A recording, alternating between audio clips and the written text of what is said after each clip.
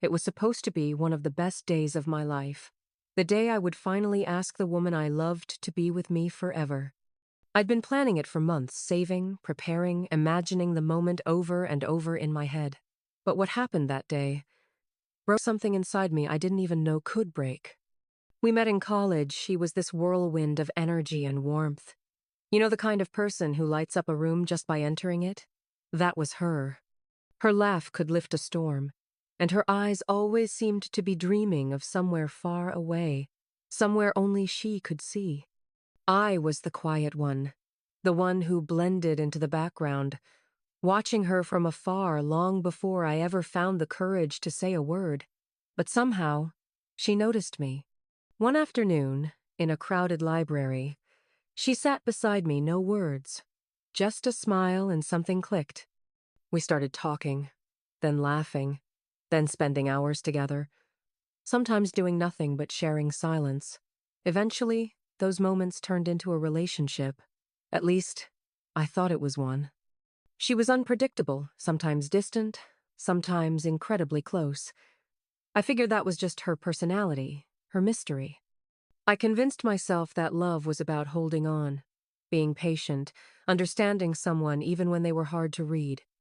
Over 2 years, I learned everything about her. What made her laugh, what scared her, what she wanted out of life, or so I believed. She used to say, "I'm not the settling type," and I always brushed it off with a laugh. "Neither am I," I'd say, even though I was. I wanted to build something real, with her, and so I decided to propose. I picked the spot where we first really talked, that library garden, now blooming again in spring. I organized everything. A path of rose petals, fairy lights in the trees, soft music playing. My hands were trembling when I hid the ring box in my jacket. I texted her, "Meet me at our spot." She replied with a simple, "Coming." Minutes passed like hours. My heart was pounding. Every time I heard footsteps, I thought it was her. Finally, she appeared wearing that red scarf I'd bought her last winter. She smiled when she saw the setup, but not in the way I expected. It was more amused than touched. I took her hands, knelt down, and said everything I'd been carrying in my heart for years. "I love you more than I've ever loved anything. You've made my life brighter. I don't want to imagine a future without you. Will you marry me?" There was a long silence. Then, she laughed. Not the joyful, overwhelmed kind of laugh, but a sharp, almost mocking one. "Oh my God," she said, pulling her hands away. "You're serious." I didn't move. Couldn't. She shook her head, still laughing, still amused. "You really thought I was the marrying type? I told you I'm not built for all this forever stuff." I tried to respond, but my voice cracked. "But I thought we were in this together." She looked at me, her expression softening a little. "I care about you, okay? But this isn't me. You're amazing, but you're not what I'm looking for."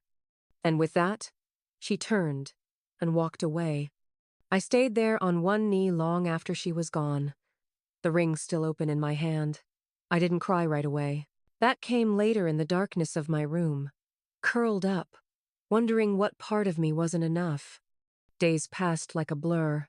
My phone was filled with messages from friends, but not from her.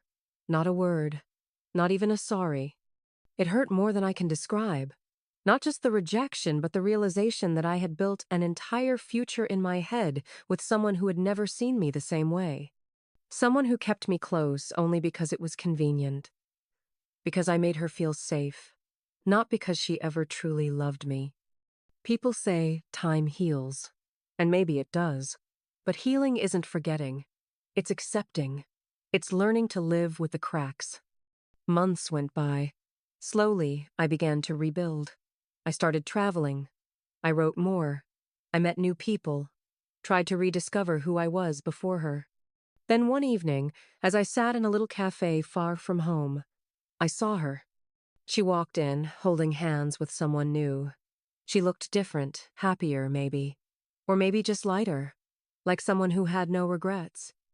Our eyes met. For a second, I thought she'd look away, but she didn't.